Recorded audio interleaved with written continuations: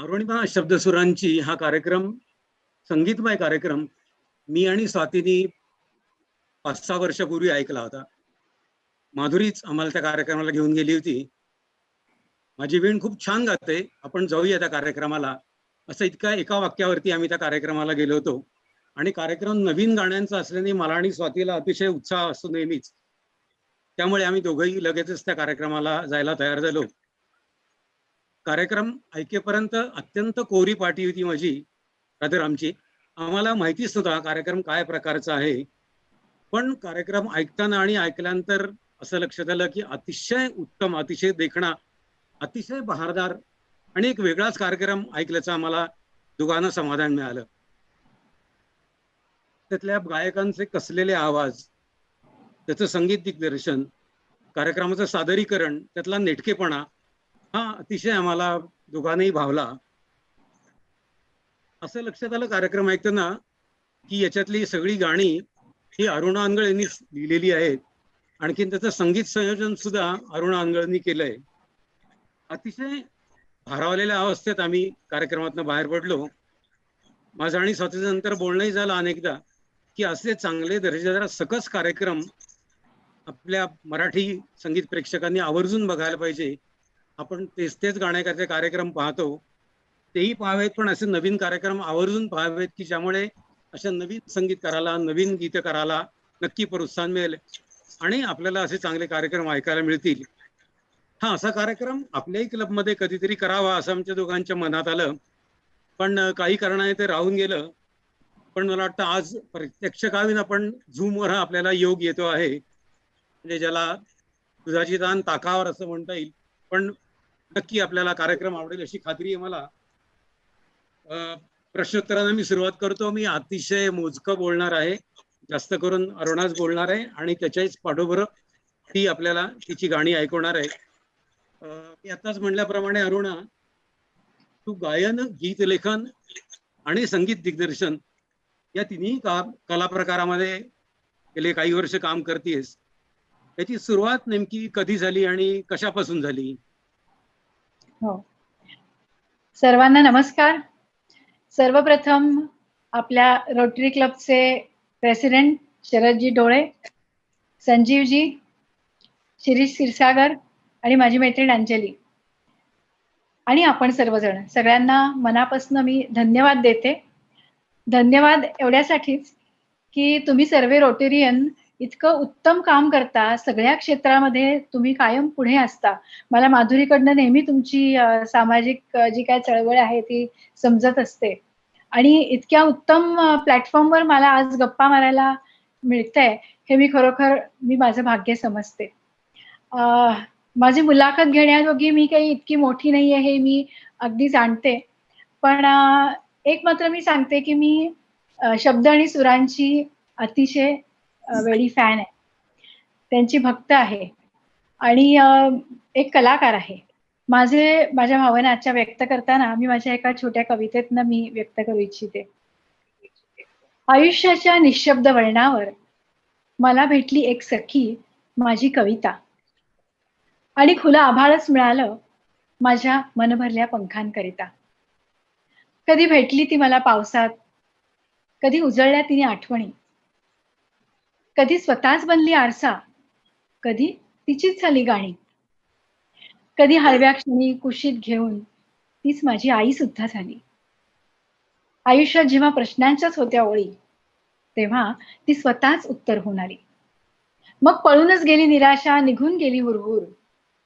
मी गमावलं माझ्या आईचं प्रेम, पण कमावलं देखील प्रेमच अगदी भरपूर. उगवत्या सूर्याबरोबर जशी पसरते अनंत किरणांची लालिमा, तशाच तरल भावनांच्या विविध रंगांनी मनाच्या क्षितिजावर उमटली माझी अरुणिमा. मंडळी, जुनं ते सोनं असतं हे जरी खरं असलं तरी रसिकांना नेहमीच काहीतरी नवीन हवं असतं, नाही का? आज आपल्यासारख्या जाणकारांबरोबर माझ्या या नव्या शब्दसुरांची ओळख करून द्यायला मला आपण संधी दिलीत, त्याच्याबद्दल खरंच मला खूप आज आनंद होतोय. शिरीष सरांनी मला विचारल्याप्रमाणे आणि अंजलीनी सांगितल्याप्रमाणे माझी सुरुवात हुजूर पागेपासून झाली आणि तिथे मला खूप अभिमान वाटतो सांगायला, की तिथेच मला वाटतं मला संगीताची गोडी लागली. कारण माझ्या शाळेमध्ये मला सर्व कलांची वक्तृत्व, नाट्य, साहित्य या सगळ्याच अ, कलां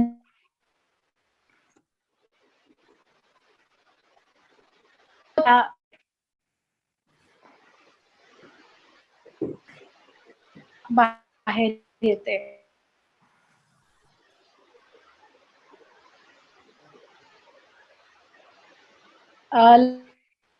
लग्नाच्या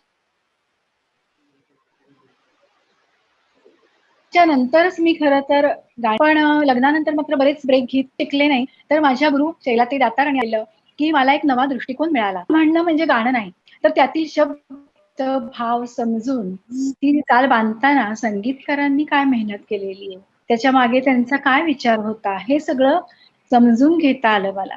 आणि मी तेच मला वाटतं माझ्या गीत बांधताना मी ते इम्प्लिमेंट करते. मला वाटतं ना, एक उत्तम भावगीत म्हणजे काय असतं, की जणू काही मोगऱ्याचा गजरा. कारण मोगऱ्याची गजरा म्हणजे ही शब्दफुलं जर का ताजी उमललेली असतील आणि स्वतःच्या खास निगराणीमधनं ती फुललेली असतील आणि ती जर का ओंजळ आपण त्याचा गजरा बनवून आपलेपणाने आपण रसिकांसमोर अर्पण केला, तर तो नक्कीच खूप दिवस टिकतो आणि त्याचा सुगंध प्रत्येक मनात दरवळत राहतो. माझ्या गीतांबद्दल मी बोलणारच आहे, पण मी जे काही शिकले ते मी उदाहरणादाखल सांगू इच्छिते. म्हणजे उदाहरणार्थ काही केलेली आहेत ते मला शिकायला मिळालं आणि तेच मी माझ्या गीतांबद्दल करते, की खळे काकांचं आपण अंगाई गीत घेऊया. निज माझ्या नंदलाला. किती हळूवार शब्द टाकलेत. अतिशय लयबद्ध अशी चाल आहे. जणू काही आपल्याला ती थोपटवतीये असे सगळे चालीचे ते प्रकार आहेत. उच्चार पण शांत, नीज हे इतके सुंदर केलेले आहेत. तर ते बघा कसं केलंय. नीज माझ्या नंदलाला नंदलाला रे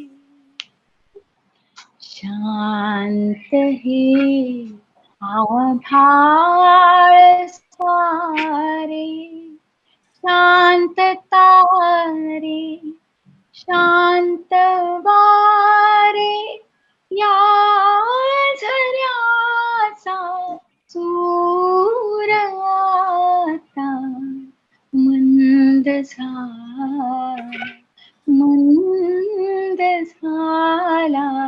रे. हे मी एक उदाहरण दिलं. तर त्याच्यामध्ये जसं अंगाई गीताला वेगळी ट्रीटमेंट, नंतर त्याच्याच उलट एक गाणं रात्रीचाच वेळ पण आओ हुजूर तुमको सितारों में ले चलूं दिल झूम जाए ऐसी बहारों में ले चलूं आओ हुजूर आओ. हे असे त्यांनी शब्द आणि चाल बांधताना घेतलेली काळजी. मी तीच सगळे गोष्ट सांभाळायचा माझ्या गीतांमधनं एक्सप्रेस व्हायचा प्रयत्न करते. आणि माझी सुरुवात त्याच्याच प्रमाणे झाली, की माझ्या अनुराधाताईंनी सांगितल्याप्रमाणे मी ते करायचं सुरुवात केली. आणि हाच मला मार्ग अवलंबते आणि तोच मला आनंद देऊन जातो आणि तोच मला कायम राहणार आहे असं मला वाटतं.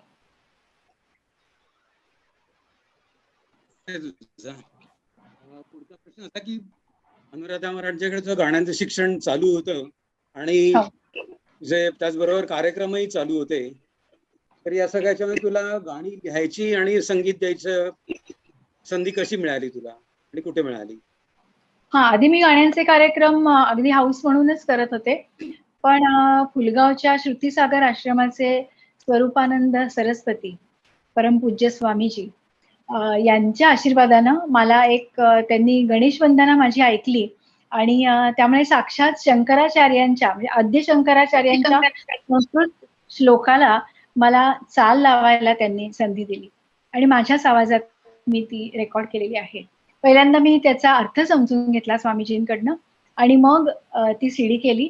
त्याचं नाव होतं देवी स्तोत्राणी आणि मला खरंच सांगायला आनंद होतो, की माझ्या गुरु शैलाताई दातार आणि अनुराधा मराठे यांच्या हस्तेच याचं प्रकाशन झालं आणि त्या अजूनही नेहमीच माझ्या पाठीशी असतात. मला मार्गदर्शन करायचं ते नेहमी बघतात.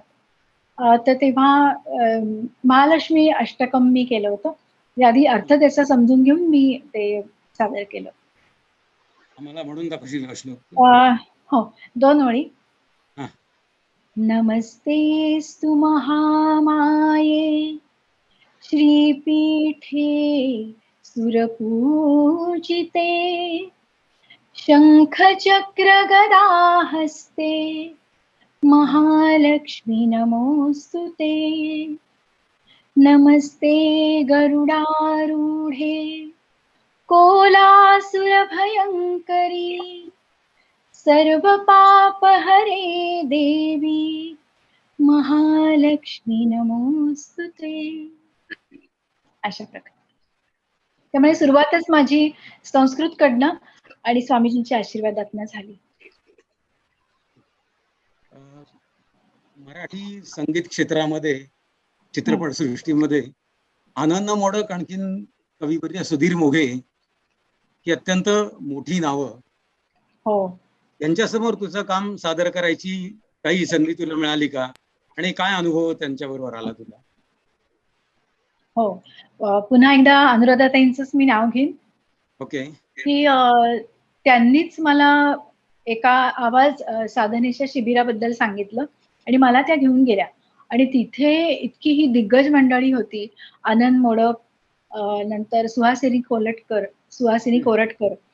सुधीरजी मोघे, या सगळ्या लोकांची माझी ओळख झाली आणि तिथेच ही खरंच इतकी साधी माणसं आपण मोठी आणि महान करण्यासाठी आपण म्हणू शकतो, की मोघे काकांच्या समोर मला माझ्या 2 रचना सादर करण्याचं तेव्हा योग आला आणि त्यांनी ते ऐकल्यावर मला त्यांनी खूप प्रोत्साहन दिलं आणि 2 गोष्टी मला त्यांनी सांगितल्या. एक तर त्यांनी चक्क मला त्यांची कविता चाल बांधायला दिली आणि हो आणि त्याला मी चाल केली आणि त्याला ती ऐकवली सुद्धा त्यांनी. त्याच्यात ते खूप कौतुक केलं माझं आणि दुसरं म्हणजे त्यांनी मला सांगितलं, की तू ना नेहमीच चाल आणि शब्द याच्यामध्ये तू अडकू नकोस.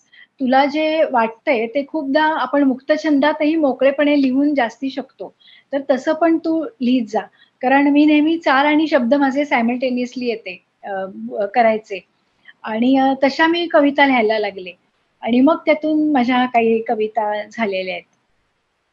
तर आपण मला वाटतं पाऊस आठवणींचा ही कविता पाहूया का? मी मोघे काकांच्या ह्याला मी चाल लावलेली आहेच आहे. ती शुभदाताईंना ऐकवली. पुढे मागे मी ऐकवीन तुम्हाला आणि तुमच्यासमोर सादर पण करीन. नक्की. आता ऐकूया माझी कविता पाऊस आठवणींचा.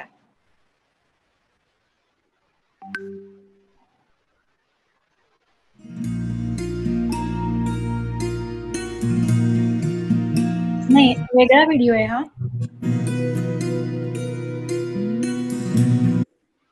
बरोबर आहे.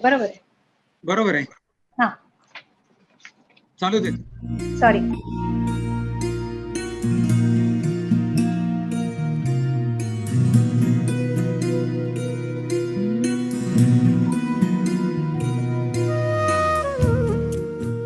पाऊस आत्ता जरी नसला ना तरी आठवणींच्या रूपात मात्र मनात रेंगाळत असतो कायमचा.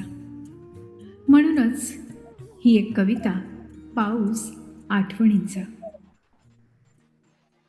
पाऊस तोच पण प्रत्येकाचा वेगळा, त्याचा रंग प्रत्येकासाठी निराळा. हा पाऊस तिनं पाहिला त्याच्या डोळ्यात आणि मोहरल्या प्रेमाचा प्रत्येक क्षण वेचून जपून ठेवला मनात. मग भिजून आधीच चिंब झालेलं अंगांग त्याच्या नजरेनं कसं मोहरून आलं आणि लाजेचं ते कोरीव लेणं धुक्यातच लपेटून गेलं. तेव्हा हळूच त्या लाजऱ्या डोळ्यातून तो तिच्या मनात कधी शिरला हे त्याचं त्याला तरी कुठे समजलं. पावसाच्या लबाड थेंबांनी प्रेमाचं बीज केव्हाच दोन्ही मनात अलगद रुजवलं. असे अनेक पावसाळे पाहत त्यांच्या आयुष्याच्या कितीतरी वाटा सजल्या, अगदी सुंदर. आणि त्या साठवलेल्या प्रत्येक आठवणींच्या थेंबांनी बनलं एक आरसपाणी झुंबर. खरं तर नंतर या पावसाचं येणं जाणं अगदी नेहमीचं, सवयीचं झालं. नवीन वेगळं असं काहीच नाही, तरी मनाला मात्र त्या पावसाच्याच रंगात भिजावंसं वाटलं. नंतर तर हा पाऊस अगदी जीवाचा सखा झाला, कारण सुखात दुःखातही त्यानं दिली साथ, आणि त्यानंच दोन्ही मनातलं सारं शांतपणे ऐकूनही घेतलं. कधी कधी पाऊसच झाला इतका हळवा की असा डोळ्यातूनही व्हायला, तर कधी त्याचा एवढा नखरा की कितीही विनवलं तरी रुसूनच बसला.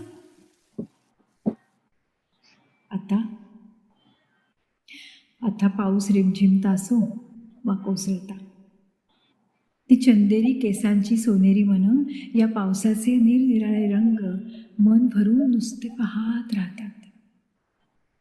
जणू झरझर सरींबरोबर आठवणींची फुलंच बरसतात. असं वाटतं आता मात्र पावसाचा काही भरवसाच राहिला नाही. पुन्हा त्याची भेट कधी होणार तेही सांगता येत नाही. पण तरी एक मात्र नक्की, जरी तो परत गेला ना, तरी पुन्हा येणारच या पुढच्या भेटीच्या ओढीनं मधल्या अवघड ऋतूंचं अंतर अगदी सहज सरतं. कारण प्रेमाला आणि या पावसाला वय नसतं. प्रेमाला आणि पावसाला वय नसतं. आठवणींच्या ओलाव्यानं त्याला हे जगणं फुलवायचं असतं, या मातीत मिसळून जाईपर्यंत.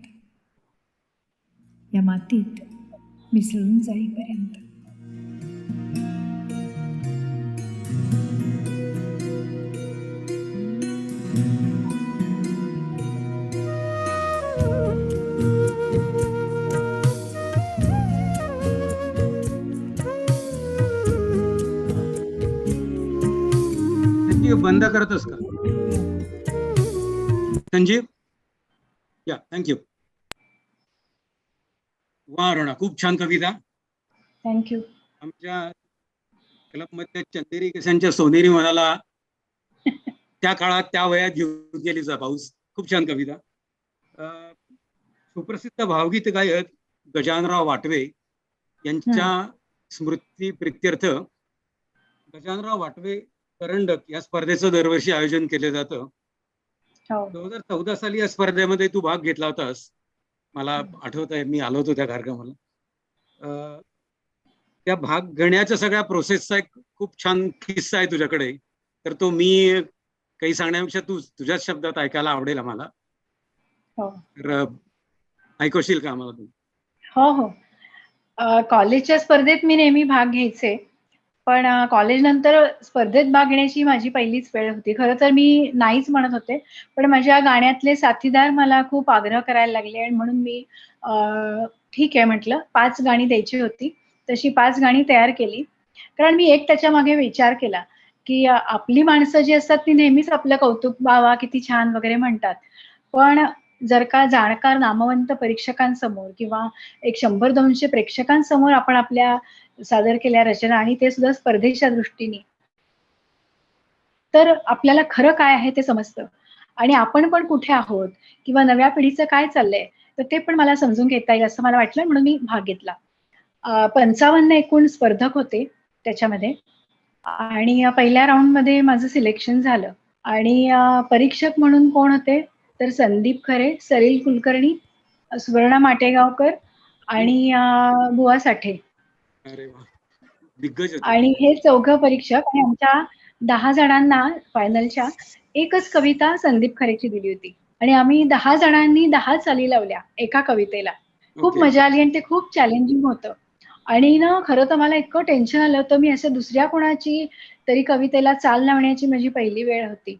तर मी वाटवे सरांशी बोलले, तर ते म्हणले, "चालणार नाही, वेगळं काही घडणार नाही. अग्रलेखाला सुद्धा तुम्हाला चाल लावता आली पाहिजे." म्हटलं ठीक आहे. आणि मग मी ते चॅलेंज स्वीकारलं आणि विचार करून त्या कवितेचा अर्थ परत परत वाचून समजून घेतला. कारण ती इतकी अवघड होती ना, की त्याच्यामध्ये अस्फुट वगैरे असे जड-जड शब्द होते. म्हटलं बापरे! आता ह्याला कशी काय चाल लावायची? पण मी ते चॅलेंज स्वीकारलं आणि सगळ्यांना आवडली आणि चक्क मला करंडक मिळाला आणि माझ्याबरोबर अरे वा. शेअर करणारी माझ्या मुलांपेक्षाही लहान वयाची ती मुलगी होती आणि स्पर्धकही खूप नामवंत मोठे-मोठे कलाकार होते. तर मला जरा दिलासा मिळाला आणि सगळ्यात महत्त्वाचं, की नेहमी कॅज्युअली घेणारे घरच्यांनी पण मला खूप सिरियसली घेतलं किंवा माझ्या हो. मित्रमंडळींनी पण. तर संदीपची ती कविता मला वाटतं तुम्हाला झलक म्हणून हा, मी ऐकू म्हणणार होतो की आम्हाला ऐकवा ना कविता ती. खूप इंटरेस्टिंग होती ती कविता. त्याचे शब्द असे होते, तुला बघितले अन त्या रात्री. नेहमी कशी कविता म्हणजे पहिल्या 2 ओळी ते ध्रुवपद होतं आणि नंतरच्या 4 ओळी परत आपण ध्रुवपद म्हणतो. तर त्याच्यामध्ये तशा लाईन्स नव्हत्या. सलग लिहित गेलेला होता संदीप आणि मग मी त्यातला साइन लाईन शोधली आणि मग त्याला चाल लावली. तर मी असं केलं हां.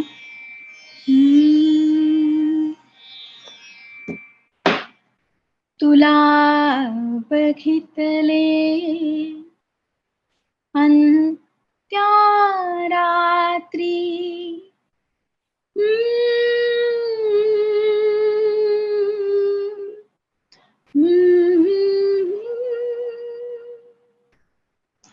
तुला बघितले अन त्या रात्री रात खुळी कानी बुजबुजली क्षणात एका रात राणीची लक्ष दळे बेभान उमलली वा.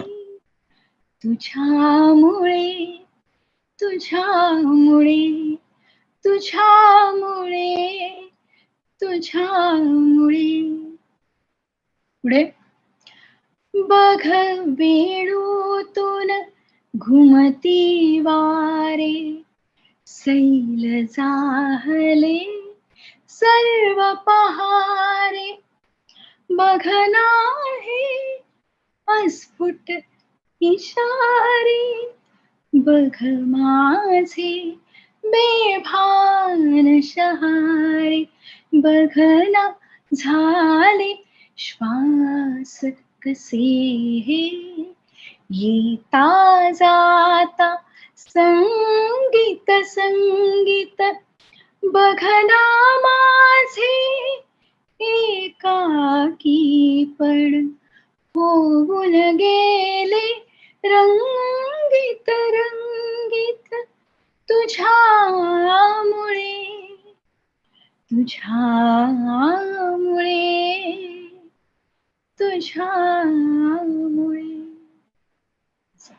वा वा मला वा. माहिती सुंदर. माझ्या आवाजाला लिमिटेशन्स आहेत, पण मी म्हणूनच मी चाल बांधते, शब्द लिहिते आणि गायन माझ्या उत्तम नवीन गीतकार नवीन गायकांकडनं करून घेते गायन. छान, मस्त गाणं. मगाशी अंजली Thank you. गाडगिळींनी तुझी ओळख करून देताना हां. असं सांगितलं की तू रचलेल्या कवितांचा संग्रह अरुणिमा या नावाने प्रसिद्ध झाला आणि त्याच्याच हो. बरोबर अरुणिमा शब्दसुरांची ही सीडी पण प्रकाशित झाली हो. आणि ती सीडी घेतली अशोकजी पत्केंच्या हस्ते झाली ती. हं. तर त्या निमित्ताने तुझी आशाबाईंची पण गाठ पडली होती, आशा हो. भोसलेंची. तर हा त्याबद्दल आपल्याला आम्हाला तू करंडक काहीतरी मिळाल्याचा फोटो. सांगावं. हां, मी सांगते. हा. ही जी स्पर्धा झाली वाटवे करंडक, तेव्हा माझ्या लक्षात आलं, की अरे आपल्या बऱ्यापैकी कविता तयार झालेल्या आहेत. तेव्हा माझा नवरा दिलीप त्यांनी अगदी कौतुकाने म्हटलं, की "मग आपण कविता संग्रह छापूया." मला आग्रह केला आणि तो कुणाला अर्पण करायचा? हे पहिलं माझं नाव आलं ते आशा भोसले यांचं. कारण मी त्यांची नुसती फॅन नाही तर खरंच भक्त आहे. आणि मला नेहमी वाटत मी त्यांच्यासाठी एक पत्र पण लिहिलं होतं. आणि ते मात्र पत्र द्यायचं, पण कसं काय भेट होणार एवढ्या मोठ्या व्यक्तिमत्वाची, असं मला आलं. आणि चक्क देवीची कृपा म्हणायची, की मला चक्क त्यांना भेटायचा योग आला. मी त्यांना माझी कविता ही वाचायला दिली. त्यांच्याबद्दलचं पत्र त्यांना वाचायला दिलं. आणि माझं पुस्तक प्रकाशन व्हायच्या आधी ते हातात आल्यामुळे मी त्याच्या मलपृष्ठावर त्यांचा फोटो आणि त्यांची स्वाक्षरी, मला शुभेच्छा दिलेलं, ते मी त्याच्यावर छापू शकले. आणि त्याच्यानंतर माझा कविता संग्रह प्रसिद्ध झाला.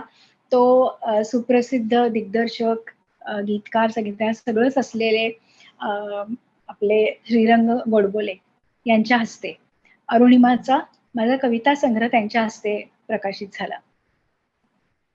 आणि तो सुद्धा योग इतका सुंदर, की त्याच्याबरोबरच मी माझी गाणी सादर केली आणि मग नंतर ती कायमची गाणी राहण्यासाठी रेकॉर्डिंग करायचं ठरलं आणि रेकॉर्डिंग सुद्धा केलं आणि तो अल्बम माझा प्रत्यक्ष आपल्या संगीतकार अशोकजी पत्की यांच्या हस्ते त्याचं प्रकाशन झालं.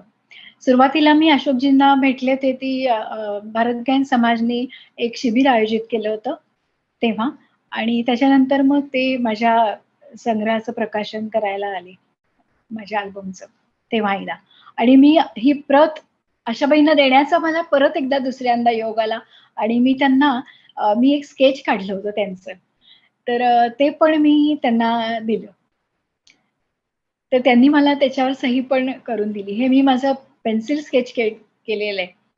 मी आत्ता शिकायला लागले.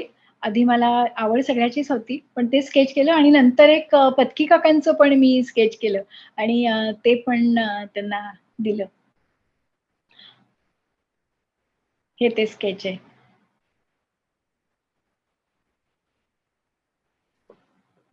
अरुणिमाचा अल्बम पण प्रकाशित झाला. तो तेव्हा सगळे उपस्थित होते. रघुनंदन पणशीकर, अशोक पत्की यांच्या हस्ते दोघंही जण तिथे आले होते. आणि सांगायला आनंद वाटतो, की त्या माझ्या अल्बममध्ये गायलेलं, रघुनंदन पणशीकरांनी गायलेलं गाणं त्या प्रकाशनाच्या वेळी त्यांनी स्वतः प्रत्यक्ष सादर देखील केलं होतं. वा वा, आपल्याला ऐकव ना ते गाणं, ऐकता येईल ना आपल्याला? हां, त्याच अल्बम मधलं एक गाणं मी आपल्याला ऐकवते. ओके. माझी पहिल्यापासून साथ माझी दिलेली अतिशय गुणी गायिका शेफाली साकुरीकर हिने या अल्बम मध्ये गायलेलं हे गाणं आता पहा आणि ऐका. रिमझिम त्या राती.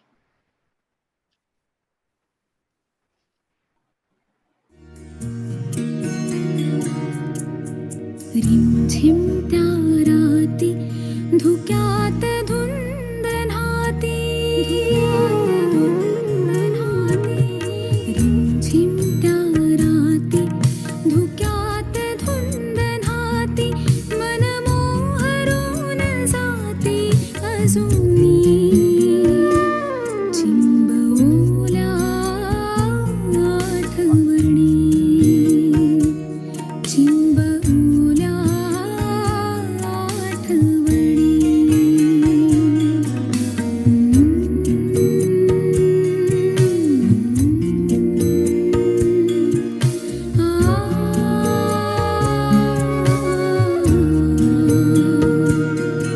हातास तुझी साथ बेधुंद मुक्या वाटा, हातास तुझी साथ बेधुंद मुक्या वाटा, झंकारत ये गात त्या मंद श्वास लाटा, सरनाचते सुराना जुळवीत रात राणी, मी अंतरात जपल्या अजूनी, चिंबवल्या आठवणी, चिंबवल्या आठवणी.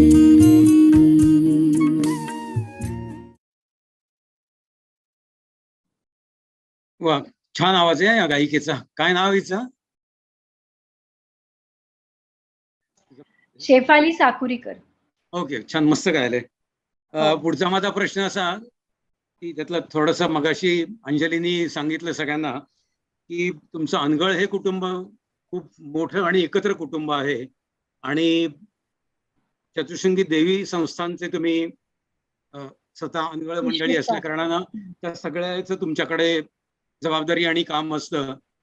तर आता माझा एक इम्पॉर्टंट प्रश्न असा की एवढं सगळं तुमचं मोठं कुटुंब, त्या संस्थांची जबाबदारी, या सगळ्याच्यानंतर तू वेळ काढून हे कसं काय जमवतेस किंवा कसं जमवलंयस इतके दिवस?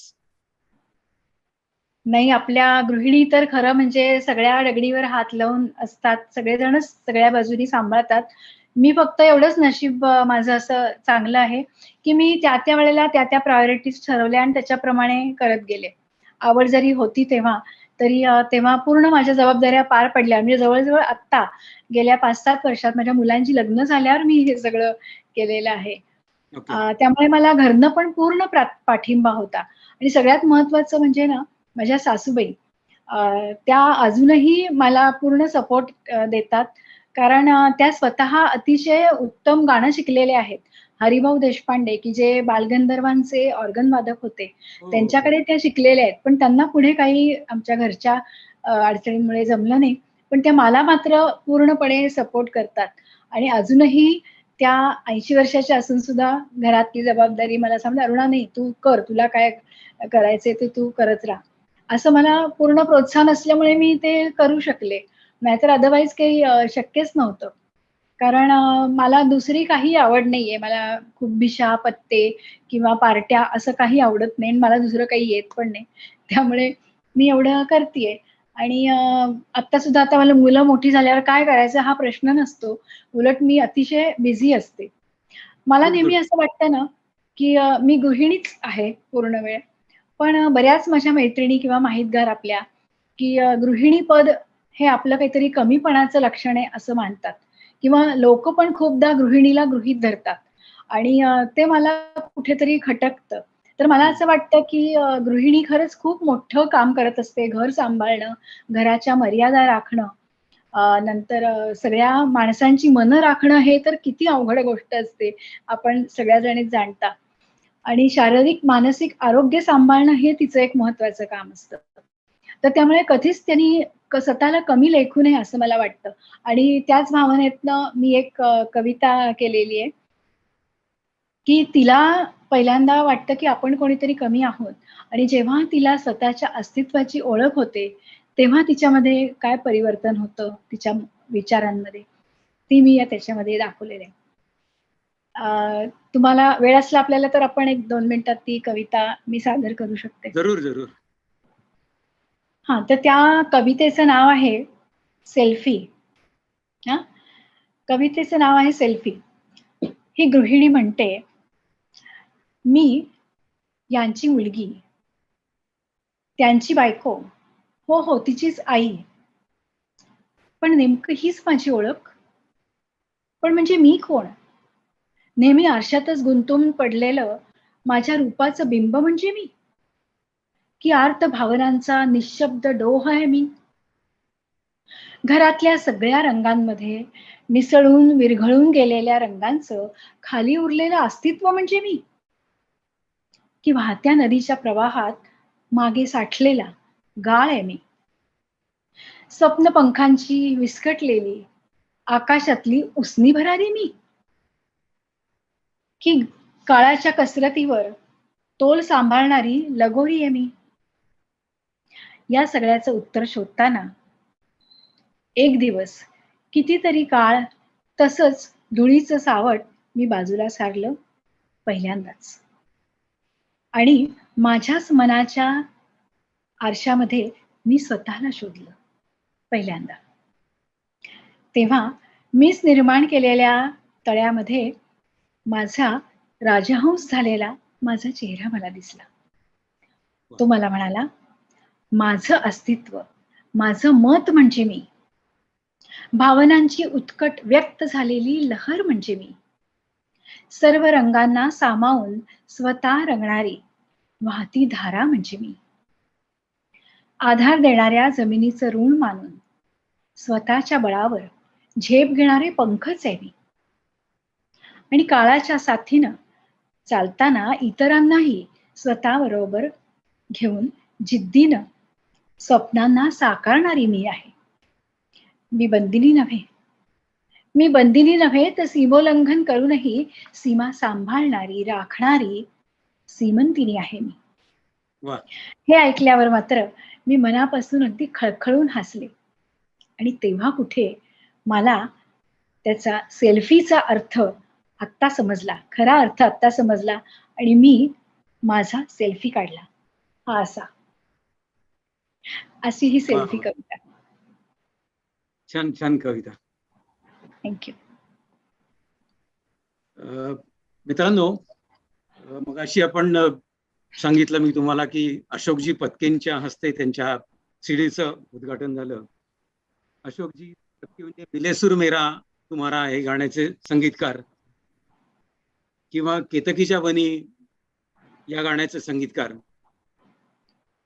मराठी संगीतातलं एक खरोखर एक मानाचं पान असं म्हणायला हरकत नाही. हं. इतक्या मोठ्या संगीतकारांना तुझी अरुणिमाची सीडी जेव्हा ऐकली तेव्हा त्यांची प्रतिक्रिया काय होती ते आम्हाला ऐकायची उत्सुकता आहे. हो. माझं प्रकाशन आपल्याला सांगितलं तसं सीडीचं प्रकाशन त्यांच्या हस्ते झालं आणि त्याच्यानंतर माझं एक जिंदगी म्हणून एक गाणं मी त्यांना दिलं, ऐकवलं आणि त्यांना म्हटलं की मला 1-2 ओळी त्याच्याबद्दल आपली प्रतिक्रिया कळवा. तर खरोखर त्यांचा मोठेपणा की त्यांनी मला एक व्हिडिओज करून पाठवला मोबाईलवरती आणि माझं इतकं भरभरून मला आशीर्वाद दिले. खरंच ही अशी मोठी माणसं आहेत माझ्या आयुष्यामध्ये आणि म्हणूनच माझं जगणं सुंदर आहे असं मला वाटतं. मला ना मी एक सांगते शिरीष, की मला मॅपलची पानं खूप आवडतात. ती एवढ्यासाठी की इतक्या सुंदर आकारामध्ये त्या झाडाची हिरवाई असते. तेव्हा ती तर ते मिरवतातच. पण जेव्हा पानगळ सुरू होते ना, तेव्हा सुद्धा स्वतःच्या आयुष्याचा पाचोळा होणार आहे हे माहीत असून सुद्धा जाताना इतके भरभरून ते नयनरम्य असे रंग उधळतात ना, की आपल्याला ते एक प्रकारचा आनंदाचा नजराणाच देतात जाताना. आणि हेच पाहून माझ्या मनात आलं, एक ही मौका मिले संभलना, जिंदगी है अनमोल, देख जरा सी नजर बदलना, सीख ले दिल के बोल, कैसे कैसे रंग लाए, कहाँ कहाँ ले जाए जिंदगी, भागे नजरों से आगे, पीछे छोड़ सारे धागे जाए जिंदगी. ऐका, याच गाण्याची ही झलक. जयदीप वैद्य आणि प्रियांका बर्वेनी गायलेलं हे गाणं जिंदगी. त्याच्या आधी मला वाटतं आपण पत्की साहेब काय म्हणले ते ऐकूया हो, आणि मग आपण गाणं ऐकूया. चालेल. नमस्कार, मी अशोक पत्की. पुष्कळ दिवसांनी आज एक हिंदी गाणं ज्याचं नाव आहे जिंदगी हे माझ्या कानावर पडलं आणि म्हणजे थोड्या वेळापुरतं मी भारावून गेलो अगदी. म्हणजे हे कोणाचं गाणं आहे किंवा काय ह्याची तपासणी सुरू झाली माझ्यातर्फे आणि असं कळलं की कवयित्री आणि संगीत हे अरुणा अंगळचं आहे. ह्या पुण्याच्या आहेत.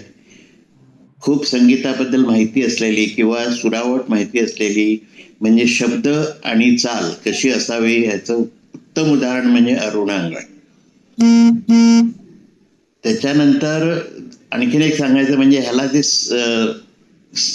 गाण्याचं साथ दिलेली आहे ती जयदीप वैद्य आणि प्रियांका बर्वे यांनी. त्यांचे हे सूर ह्या गाण्याला इतके परफेक्ट लागलेले आहेत. हे गाणं म्हणजे मुळात म्हणजे एक वेगळ्या पद्धतीचं गाणं आहे आणि नेहमीचं भावगीत असतं किंवा फिल्मी स्टाईलचं गाणं असतं असं नाही आहे. ह्याचं रिदम म्हणा, सुरावट म्हणा, सगळे शब्द म्हणा, सगळे वेगळं आहे आणि त्याच्यामुळे ते आपलंसं वाटतं. ते गाणं ऐकल्याबरोबर आपण त्याच्या प्रेमात जाऊन पडतो. आणि हिंदीत असल्यामुळे अरुणा अंगळनी दाखवून दिलंय की मराठी एवढंच माझं हिंदीवरही प्रभुत्व आहे. खूप छान गाणं आहे. मी तर म्हणजे तृप्त झालो म्हणजे आज गाणे ऐकल्यावर. आणि ह्याचं जे संगीत संयोजन केलंय ते कमलेश फडकमकर यांनी केलेलं आहे. वाद्य काय वापरायची किंवा काय हे थोडंसं गाणं म्हणजे अरेबिक स्टाईलचं आहे. त्याच्यामुळे बेंजो म्हणा, संतूर म्हणा अशा पद्धतीचं त्यांनी ते ऑर्केस्ट्रेशन केलेलं आहे, त्याचा रिदम वेगळा आहे, त्याचं संगीत संयोजन वेगळं आहे आणि त्याच्यामुळे एक आनंद जो मिळतो नवीन गाणं ऐकल्यावर तो ह्या गाण्यातून मिळतो.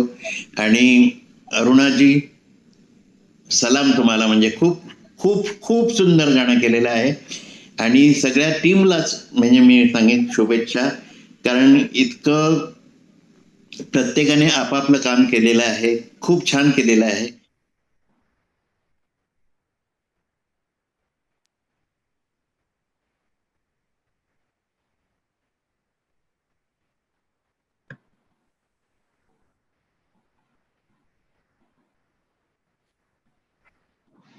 आता जिंदगी हे गाणं लावा.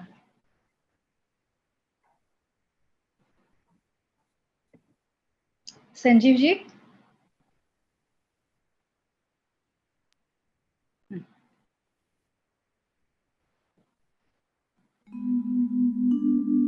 एक ही मौका मिले संभलना, जिंदगी है अनमोल, देख जरा सी नजर बदलना, सीख ले दिल के बोल।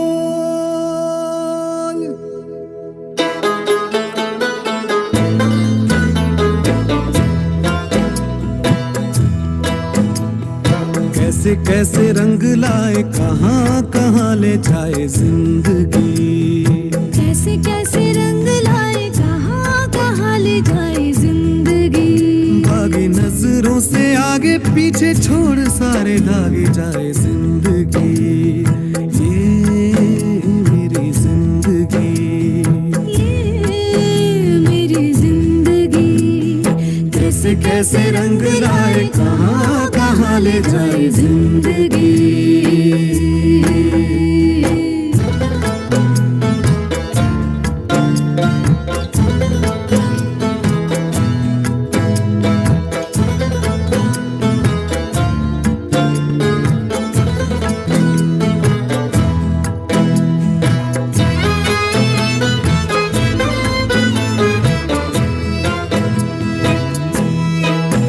जैसे तितली उड़ती हाथ किसी के जैसे तितली उड़ती हाथ किसी के ना आए, नाए, पकड़े तो छोटे रंग कभी देख भी ना पाए, छीन के ले जाए,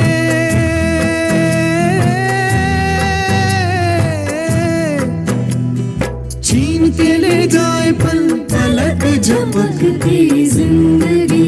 क्या बात है. कैसे कैसे रंग लाए, कहाँ कहाँ ले जाए जिंदगी, ये मेरी जिंदगी, ये मेरी जिंदगी।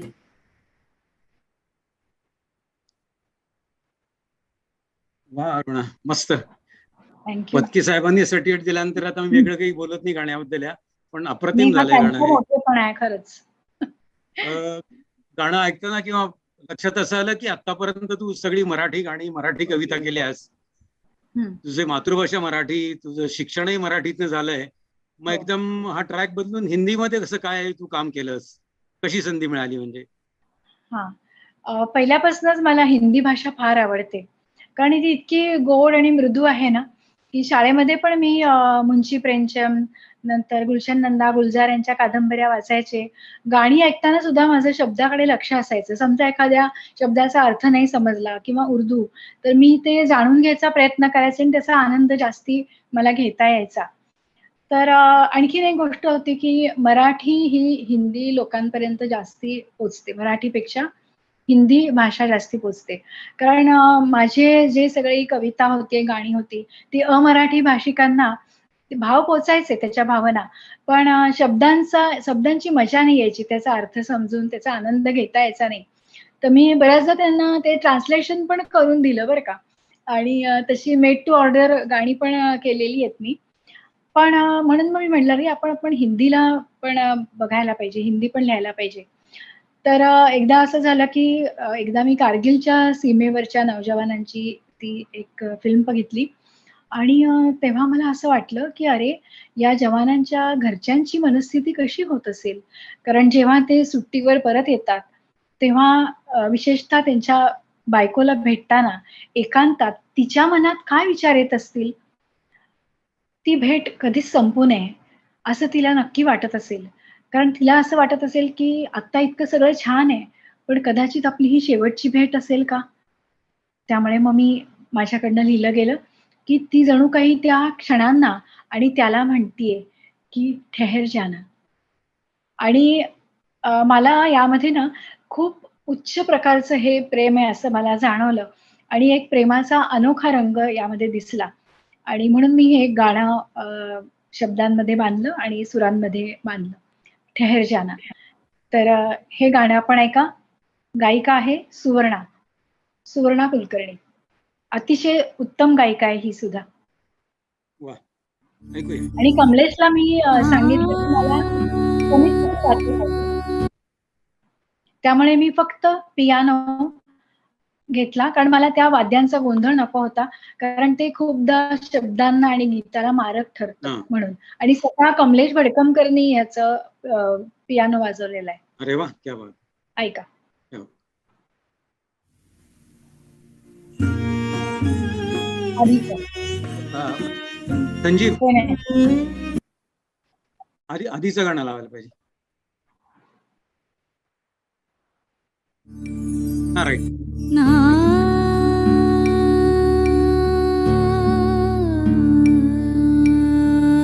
ना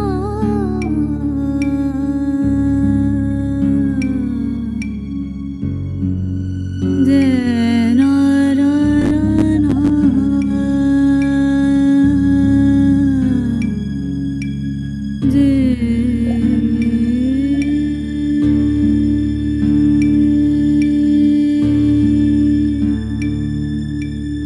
शहद में डूबी ये घड़ियां दिल पिघलती निगाहें प्यार से लिपटी बदरिया प्यार से लिपटी बदरिया फिर आए न आए ठहर जाना ठहर जाना न जाना ठहर जाना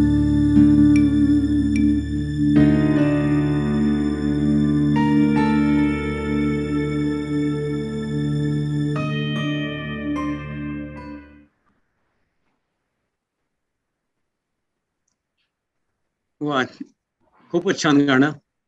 हा थँक्यू. खूपच वेगळा विषय तू हाताळलास. लक्षात आहे, हो. तुम्ही आतापर्यंत ऐकलेली गाणी प्रेमगीतं, विरहगीतं, निसर्गगीतं, पण त्यापेक्षा हा खूपच वेगळा विषय वर तू काव्य केलंयस. हं. अजून काही असं काही हटके विषयावर तुला काम करायची संधी मिळाली का? वेगळा काही विषय घेऊन? मी नेहमीच काहीतरी नवीन करायचा प्रयत्न करत असते. ओके. तसंच कारण मला काय वाटतं, की प्रेमकविता, अंगाई गीतं, रोमॅन्टिक ड्युएट्स वगैरे ते केलंच मी. आणि मला असं वाटतं, की आपण कुठलाही कवी किंवा संगीतकार हा अतिशय संवेदनशील असतो. त्यामुळे प्रत्येक वेळेस त्यालाच त्या भूमिकेत जाऊन करणं हे सोपं पडतं. त्याच्यावरच तो प्रसंग यायला पाहिजे अशी गरज नसते. कारण तो दुसऱ्यांच्या भावना अतिशय उत्तम प्रमाणे समजू शकतो आणि त्या आपल्या कवितेतनं किंवा गीतातनं मांडू शकतो. तर मी तसंच प्रयत्न केला, की मागे एकदा खूप दुष्काळ पडला होता बघा आणि भयंकर पाऊस पडायची वाट बघत होते सगळेजण, शेतकरी आत्महत्या करत होते. तेव्हा माझ्या मनात असं आलं, की अरे हे शेतकरी आत्महत्या करून रिकामे होतात, पण मागे उरलेल्या बायका मुलांचं काय? मला नेहमी आहे ना असं वाटतं, की बाई ही नेहमी खंबीरपणे आपल्या संसारासाठी उभी राहते. कितीही दुःख असली तर ती त्यापासून पळून जात नाही, तर त्याला सामोरं जाते. आणि मी या गाण्यामध्ये तेच मांडलंय, की 2 बायका आहेत अशी कल्पना केली आणि त्या एकमेकींना असा प्रसंग आल्यावर काय माझी दैना झालीये, ते एकमेकींना सांगतायत आणि थेट निसर्गालाच, पावसालाच ते साकडं घालतायत, की पाऊस पाडून दे. म्हणून मी शब्द लिहिले, आभाळाच्या मांडवाला भुई चिर आन, भेगाळल्या काळजाला देव पावसाचं दान.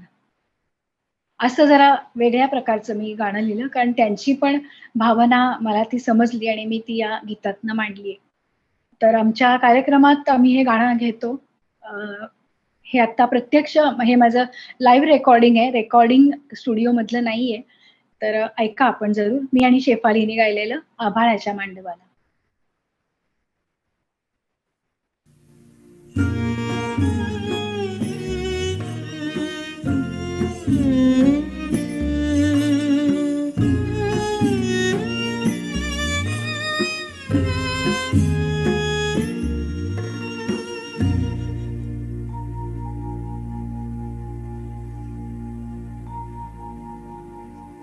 आबाळाच्या मांडवाला भुई चिर आला,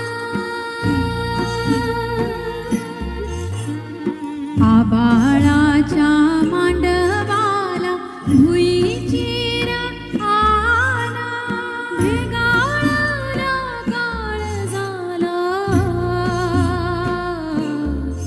दे पावसाचं दान. आबाळाच्या मांडवाला भुई चिर आला.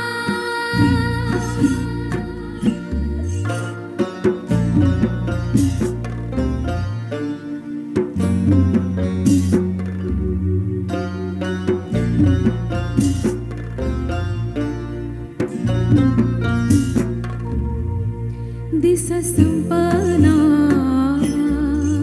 धुक उघड, तिन्ही सांजला माळ उजाड, भुकेल्या रात्रीला झाकाया मिळना झोप जीवाकड, वाट पाहुनी डोळं थकल आबाळ बी मोकळ, कसई जवावं पेटल या जीवाचं हे रान, भेगाळल्या काळजाला दे पावसाचं दान. आबाळाच्या मांडवाला भुई चिर आला.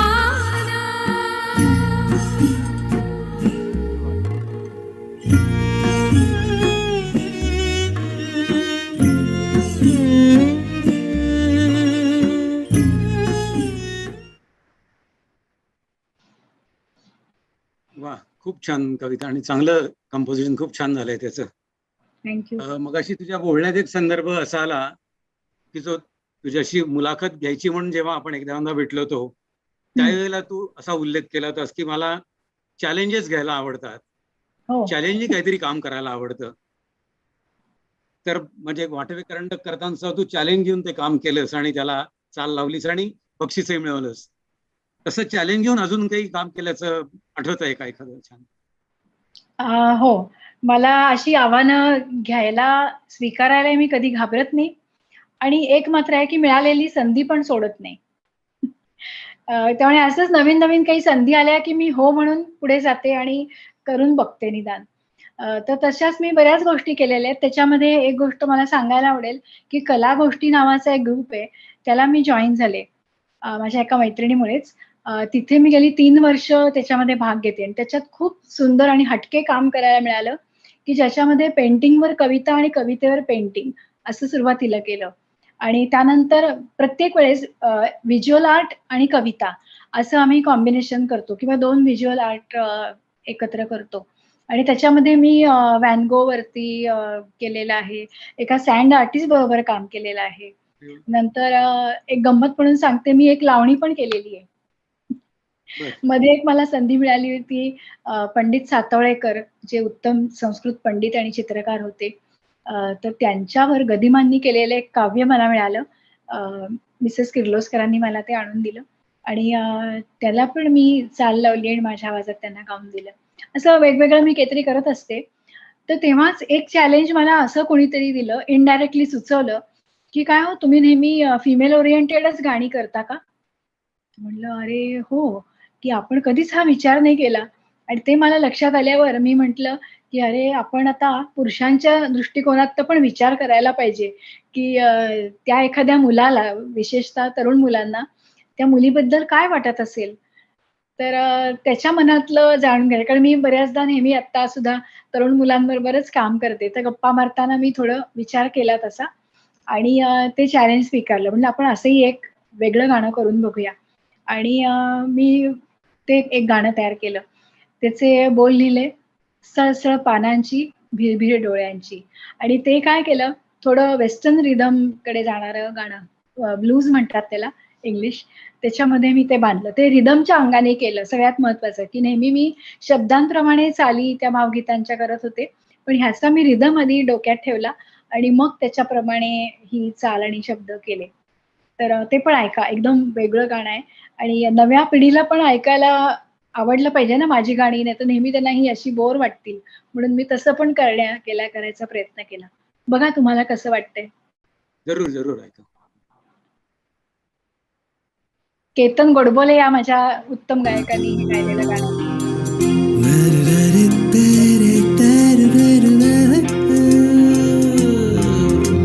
सळसळ पानांची, भिरभिर डोळ्यांची, हे सळसळ पानांची, भिरभिर डोळ्यांची, अल्लड वाऱ्याची, धीर धीर तालाची, मदन मोहिनी तू, सळसळ पानांची, भिरभिर डोळ्यांची, डोळ्यांची, सळसळ पानांची, भिरभिर डोळ्यांची.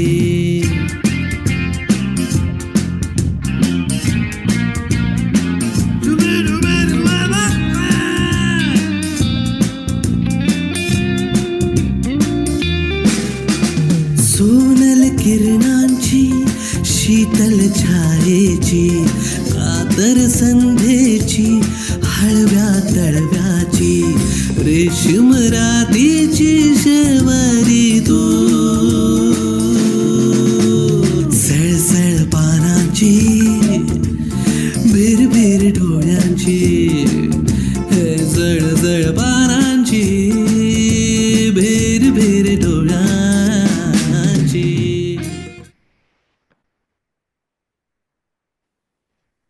वा, खूप छान झालंय गाणं.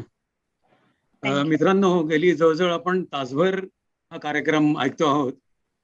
अरुणा अनगळ या बहुआयामी व्यक्तिमत्वाला विचारणे माझ्याकडे खरं तर अजून बरेच प्रश्न आहेत आणि माझ्या प्रश्नांपेक्षा तिच्याकडे बोलायला अजून बऱ्याच गोष्टी आहेत. परंतु वेळेकडे पाहता माझा एकच आता प्रश्न मी विचारतो तिला शेवटचा, की गायन, गीतलेखन, संगीत दिग्दर्शन आणि चित्रकला हे तुझ्या चारही कला आम्हाला जगता दाखवल्यास. याच्यामध्ये या कलांमध्ये तुला अजून पुढे काय करायची स्वप्न आहेत? अजून वेगळं काय करायचं याच्यामध्ये? मी म्हणेन अभी तो ये शुरुवात है. खूप काही क्या करायचंय. बात. संधी मिळाली आणि देवाच्या कृपेने माझी बुद्धी चालू राहिली, तर मला खूप अजून वेगवेगळी गाणी करायची आहेत. जरा हटके गाणी म्हणजे रॅप करायचंय मला जमलं तर. छोट्या मुलांचं गाणं करायचं राहिलंय. ब्रेथलेस करायचंय. अशी वेगवेगळे जॉनर मला गझल-बिझल पण राहिले. म्हणजे सगळं पाईपलाईनमध्ये आहे. मी थोडं-थोडं काम करून ठेवलेलं आहे आणि ते आता बघू कधी होईल तसं योग आले की होतील. सगळ्यात महत्वाचं की वेगळ्या विषयामध्ये मी असे आम्ही कार्यक्रम करतच असतो. पण एक कलायडोस्कोप नावाचा एक कार्यक्रम मी नुकता केला. त्याचे 3-4 प्रयोग झाले. त्याच्यामध्ये रामदास पळसुले, प्रथमेश लघाटे, अमर ओक आणि एक उत्तम नृत्यांगना जी ऑस्ट्रेलियाहून आली होती, हर्षला. तर तिच्या कार्यक्रमाचं सूत्रसंचालन मी केलं होतं हिंदी आणि मराठी मध्ये. तर त्याच्यामध्ये पण माझी शेरोशायरी आणि माझ्या कवितेवर पण तिने डान्स बसवला होता वगैरे. असं काहीतरी वेगळं अजूनही पुढे करायचं आहे. मला नेहमीच असं वाटतं की ही कधी न संपणारी गोष्ट आहे. त्यामुळे मला कुठल्याही कलाकाराला वाटेल की जास्तीत जास्त रसिकांपर्यंत पोहोचावं, आपला दर्जा सुधारत जावा, एवढीच मनापासून इच्छा आहे. एक मनामध्ये आहे की आता आपण कोविडच्या ह्याच्यामुळे असा हा कार्यक्रम करतोय तो प्रत्यक्ष करूया किंवा छोटेखानी कार्यक्रम पण आपण करू शकतो, जरूर. ऑनलाईन पण करू शकतो. तर तसे आता तुम्ही जी गाणी ऐकली त्याची आपण झलक थोडीशी पाहिली होती आणि प्रत्यक्ष रसिकांना ऐकायचं असेल तर माझं YouTube चॅनल आहे. तर त्याची लिंक मिळेलच आपल्याला आणि त्याच्यामध्ये तुम्ही हे पूर्ण पाहू शकता. आणि तुम्ही पण काही विशेष वेगळे काही विषय सुचवू शकता. आणखी एक माझ्या मनामध्ये एक कार्यक्रम माझा तयार आहे की ज्याच्यामध्ये नाटकातले काही उतारे असतील किंवा प्रसंग आम्ही दाखवण्याचा प्रयत्न करू एक विषय घेऊन आणि त्याच्याबरोबरच गाणी आणि प्रसिद्ध कविता पण असतील. असं काहीतरी वेगळं वेगळं करायचं माझ्या मनात आहे. तयार आहेत कार्यक्रम. बघूया काय काय योग येईल तसं माझी करायची इच्छा आहे. तुम्हा सगळ्यांचे आशीर्वाद असेच राहू देत. आज पुन्हा एकदा मी खरंच मनापासून तुम्हाला धन्यवाद देते मला ही संधी दिल्याबद्दल. कारण मी नेहमी म्हणते तसं रसिकापर्यंत पोहोचण्याची ही संधी मला दिली ती तशीच पुढे मिळावी.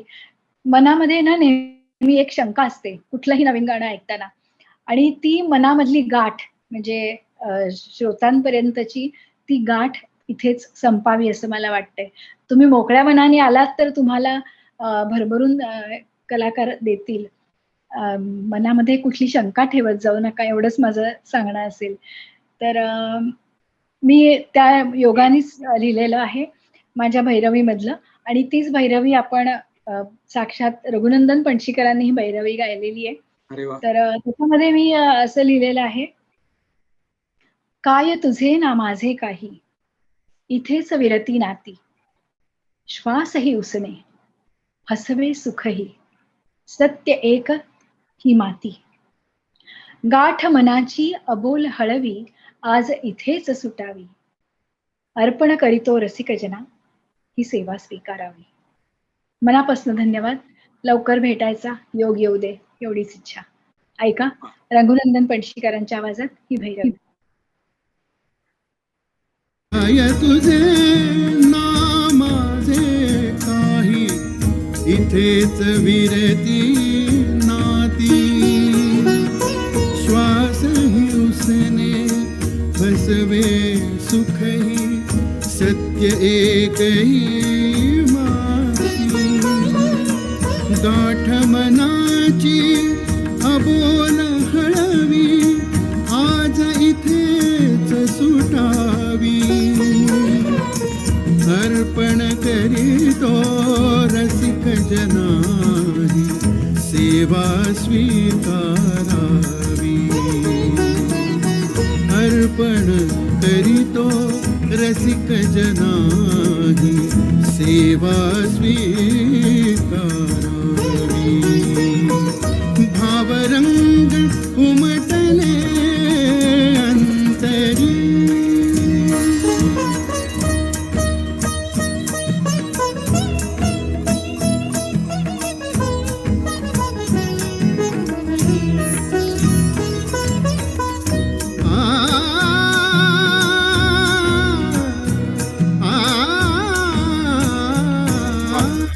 तुझे सारे तुझ पाशी तू शोधतोस अवकाश, विरघळले बघ स्वप्न उशाशी, तूच तुझाच प्रकाश.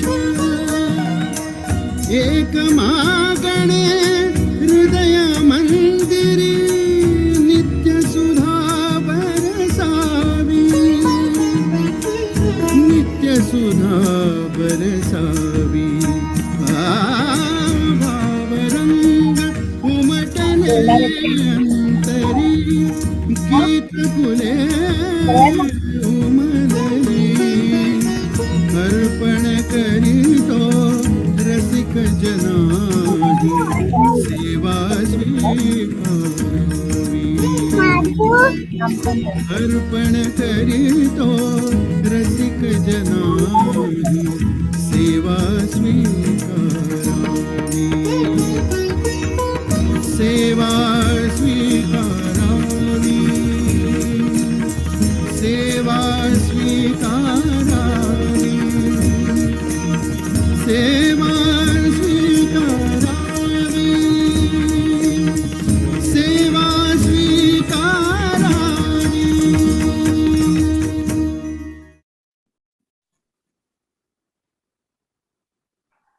वा वा, खूप सुंदर, छान भैरवी. अप्रतिम कार्यक्रम. संतांच्या mic over to president. Hello, ही माझी नात माही. काय बोलायचंय? असं चेंज करायचं. कोणाशी बोलायचंय तुला? Sharad, over to you. हो हो, थँक्यू. गेला 1 तास 10 मिनिटं आपण इतक्या छान कविता आणि त्याचं चित्रीकरण ज्या पद्धतीने आपण पाहिलं दाखवलं ते खरंच it was very interesting, engaging. हा प्रोग्राम फिजिकली झाला असता तर खूपच अजून छान वाटलं असतं. शुभताई, तुम्ही विचार करू शकता, आपल्या जवळच राहतात अरुणाताई, त्यामुळे त्यांना आपल्या क्लबच्या वेन्यूला बोलवायला कधीही आपल्याला प्रॉब्लेम नसावा. आणि thank you very much Arunatai for accepting our invitation and presenting your programme today. फारच छान. आणि माझ्याशी जरी भारती बसलेली आहे, I think she knows you probably from the days of Symbiosis. मला पेरेंट मीटिंग मध्ये पाहिल्याच आठवतंय. म्हणजे हो हो, माझी पण मुलं सिम्बॉयसिसलाच होती, बाकीच्यांचे व्हिडिओ दिसत नाहीयेत मला. क्लासमेट होती. हा, छान झाला कार्यक्रम. Thank you thank you. मला तुमचा कार्यक्रम आणि मला तुमचा कार्यक्रम तर आवडला, पण त्याच्यापेक्षा तुमचं ऍटिट्यूड खूप आवडलं. कारण आता आम्हाला असं वाटतं आता जाऊ दे, 60ला आलो आता बास झालं, खूप झालं. पण तुम्ही त्याच्यानंतर सुरू केलं आणि अजून चॅलेंजेस घेऊन अजून जी तुमची ऍटिट्यूड येतो, तर hats off. It's really motivating. All the best. Thank you thank you. So now I request Ashok Rao Gadge to propose vote of thanks.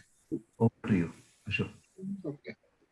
Aruna आपल्या क्लबमध्ये आल्या व त्यांनी एक उत्तम कार्यक्रम सादर केला. त्यांच्या सुरेख रचना, त्यांच्या निर्मितीचा प्रवास त्यांनी उत्तम उलगडला. त्यांना बऱ्याच गोष्टी पुढे करायच्या आहेत. त्यांच्या पुढील वाटचालीला आपल्या सर्वांच्या तर्फे शुभेच्छा देतो व तसेच त्यांचा प्रत्यक्ष कार्यक्रम आपल्या क्लबमध्ये व्हावा यासाठी मी त्यांना आताच निमंत्रण देऊन ठेवतोय. वा वा, थँक्यू सो मच. आणि तुमचा कार्यक्रम उत्तम सादर केला त्याबद्दल आमच्या सर्वांतर्फे आपल्याला धन्यवाद. Thank you so much.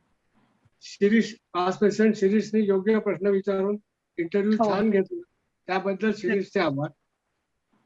Sanjeev चौधरीने zoom मीटिंगची जबाबदारी पूर्णपणे सांभाळली त्याबद्दल संजीव चौधरींचं पण आभार. धन्यवाद सगळ्यांना. प्रेसिडेंट, पुन्हा एकदा सर्वांना धन्यवाद. Thank you so much.